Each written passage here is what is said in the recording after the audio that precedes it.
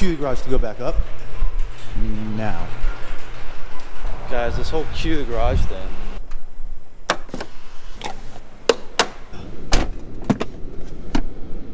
Alright.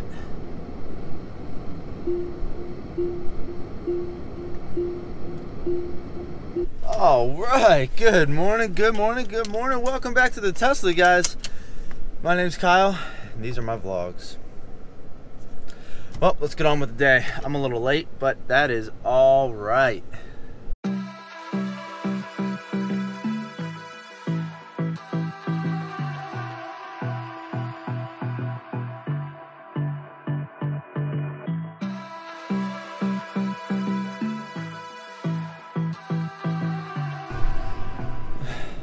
Guys, I'm not really sure what to do here. You see, I think that they must have adjusted something because I just can't cue the garage as well as I thought I used to. You see, I used to be able to walk down and just kind of cue the garage whenever I wanted to, and now it's just not working out like I planned. I just thought there were going to be better vlog intros from here on out because I could cue the garage perfectly, and suddenly they made these adjustments and it's less sensitive, and I don't even know if it's gonna work anymore. So I do apologize, but you know, the intros just, I don't think they're gonna be what I thought they were gonna be. So my apologies. But welcome back to the Tesla. The Tesla's still awesome as ever. So you know how that is. But I thought the intros would be better. I thought the intros were just gonna exponentially grow from here.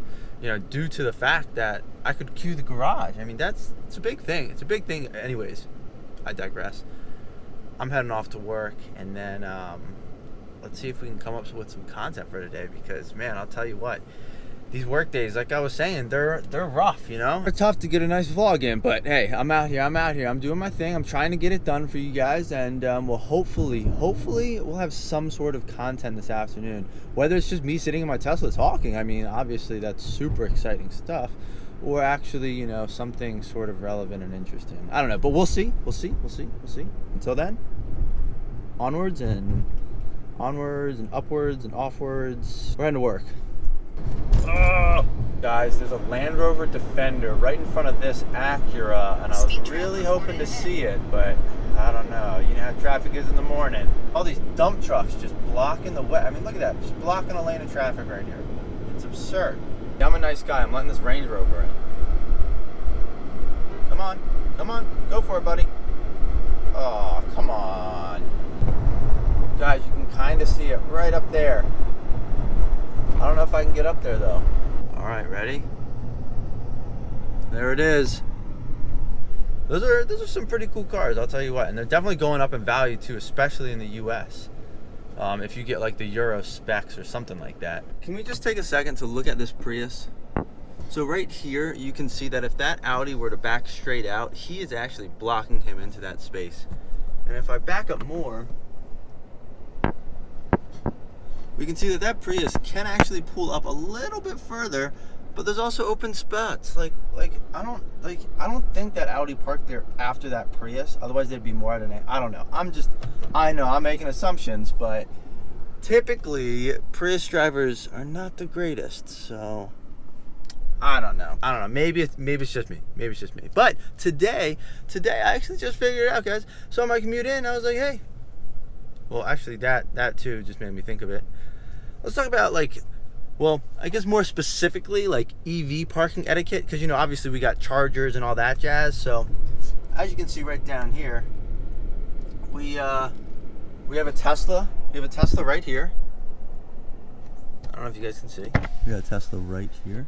There's an open charging spot, and then we have two more EVs plugged in. One is a Ford, and one's another Tesla. Now that Model X is actually good about moving.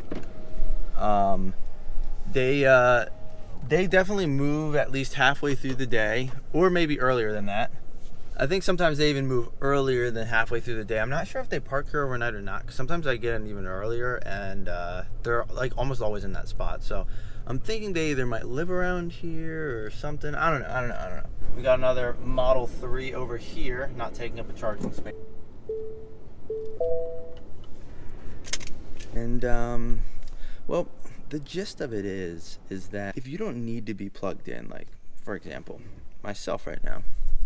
211 miles of range. See, I can plug in at my apartment, so I do my best not to plug in like a public garage or where there's open spaces because A, there's limited spaces. There's only 3 in this garage, and well, honestly, now when I first started working, it was like 3 or 4 others. Now there's probably at least like 8 other either fully electric vehicles, hybrid plug-ins, whatever. And the point is that if you don't need the charge, you probably shouldn't be there because somebody else might need it more than you, especially if you're a hybrid vehicle. Kind of like the Chevy Volt in my garage. Now, I get it. If it's very few in my building, it's easy. You know, I don't need to be plugged in there. I don't need to be plugged in every single day. But, you know, the point of getting his car is so that he can use that electric range. So I understand, but the problem is that it only takes like an hour or 2 for his car to charge. But then he's taking up a spot where I fully rely on electricity. So it's hard to say. Obviously, they have the right to plug in there. It's cool. And I can always text him and say, hey, you know, I really need to charge. Can you move your car? Do you mind? So you have that opportunity. But at the same time, if you're in a public garage and you're a plug-in hybrid and there's maybe one open space or none. Like sometimes I've seen like this hybrid Ford.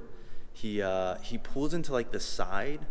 You know how there was like one space straight in and then 2 kind of off to the side. So that one space off to the side, or the one space by itself, he'll pull into the side of the vehicle and then unplug their car and plug in his. And it's like, I mean, if the car's fully charged, fine. But there's definitely times where another kid I work with, he has a Tesla Model 3 and he plugs in here and he kind of relies on this place, honestly, because he unfortunately doesn't have charging at home. So he still does his best to, you know, get the charges in. And that Ford Fusion will just unplug his car and plug their car in. And it's kind of frustrating. It's pretty frustrating when you're a fully EV car and they're a hybrid. Like, they can just resort to gas if they need to. Obviously, you know, it's nice to not have to pay for gas as much, but, you know, you chose the car you chose. And I think that, you know, plug-in hybrids should respect fully electric cars. Obviously not just Teslas, but, you know, you have like Nissan Leafs, you have Chevy Bolts. Bolts are fully electric. The Leaf, or the Chevy Volt, is the plug-in hybrid, but they still get like 30 to 50 miles of all electric range, so stuff like that. But anyways, yeah, let's get to more though. I got to go to work, so more to come. I'll catch you guys when I get off work.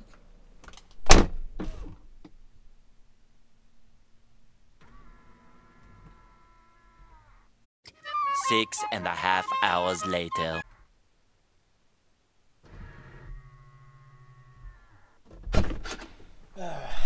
How's it going, guys? How's it going? All right. 1 second. All right. Well, we're finally off work, and it's been an interesting day to say the least. But I'm not going to bore you with the details now. Back to charging etiquette. Well, if you buy a Lamborghini Huracan, which is right under that cover, you don't have to worry about charging etiquette. So that's just kind of like just throwing it out there, just saying, you know. Anyways, back to charging.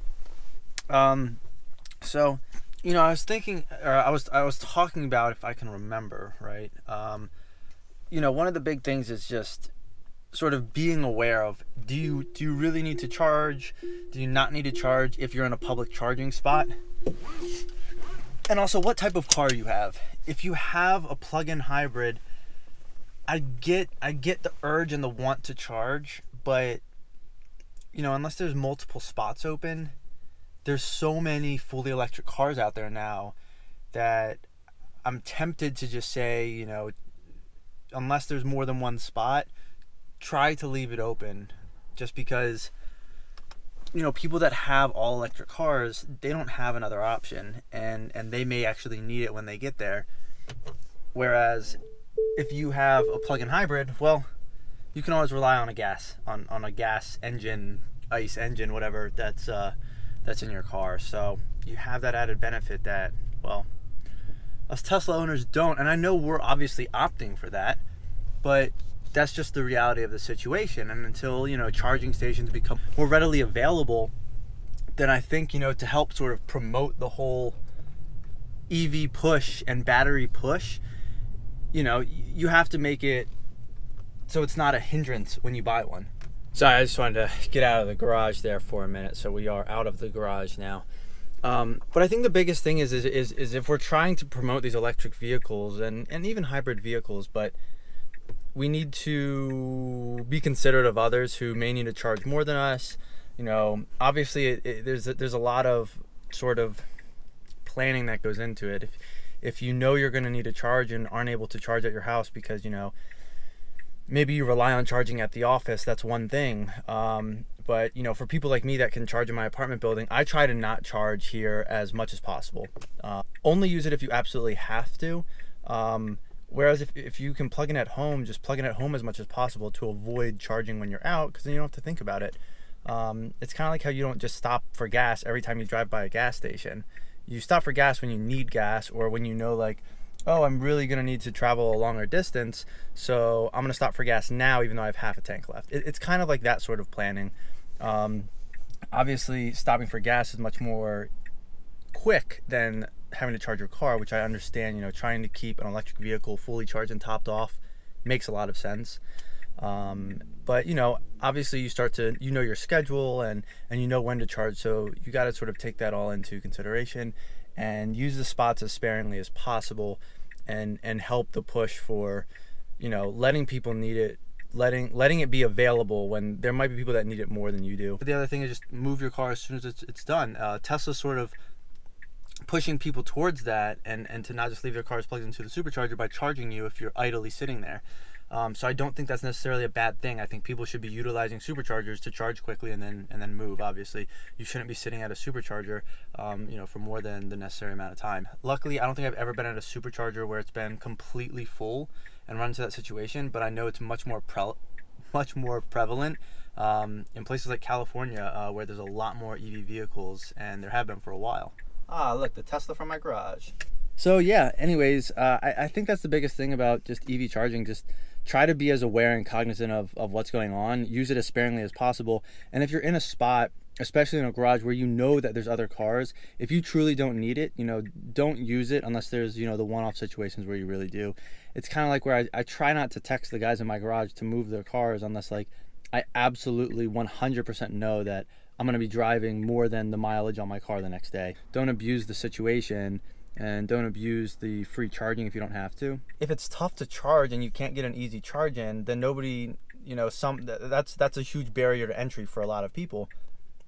If charging is easier and there's more charging, and it's cheap or free, then, you know, it's going to incentivize more and more people to get these EV cars. Also, I think that, you know, battery technology, the improvements there, giving you longer range, that's going to drive, you know, adoption. And then also on top of that, if you get faster charging, that's going to drive adoption. So I think what Tesla is doing with the superchargers is huge, and that really helped people adapt to these cars, or adopt these cars. Sorry, not adapt to, adopt these cars. But I think that just typical etiquette, you know, being cognizant of don't waste a charger if you don't need to, because other people might need it. And, you know, if you have people that have EVs and people are like, well, don't you worry about not being able to charge your car? And you say, well, no, because all these chargers are available to me, and more will be available if people aren't parking their cars there when they don't need to. And this also goes for people that don't drive electric cars or have hybrid cars or any car that doesn't need to be plugged in. Don't park in an electric car charging space. I know sometimes they're empty and maybe it's the only spot left in the parking lot, but take an extra lap, because it's a huge hindrance sometimes. It's like if you ran out of fuel and nobody would stop to help you. Like, it sucks.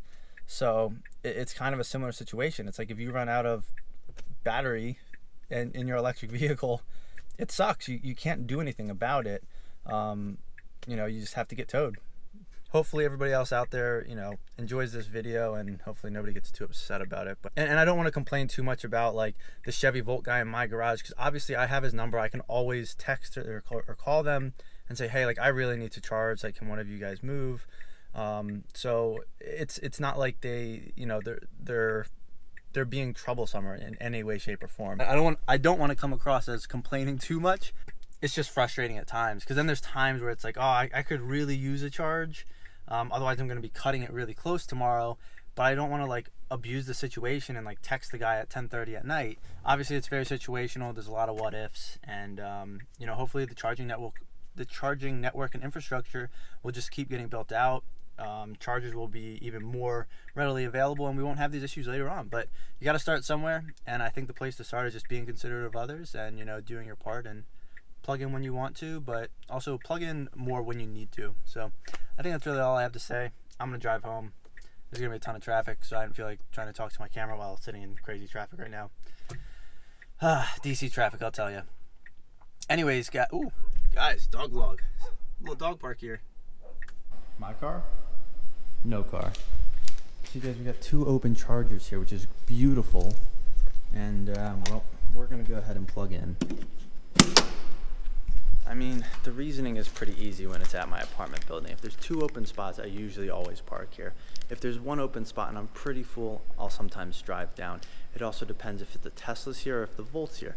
If the Tesla's here, I almost always take the other spot. No offense to the Volt guy, but he does have a gas backup. I'll take the charge when I need it.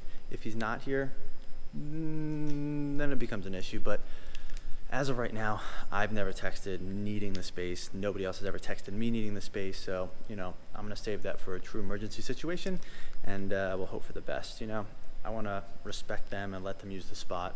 Hopefully they'll do the same, and everything's worked out so far. So it's just common courtesy, guys. That's really all it is. Well, guys, I really hope you enjoyed me ranting about, you know, electric charging common courtesy. But if you did, like and subscribe. Anyways, until next video. Thanks for watching.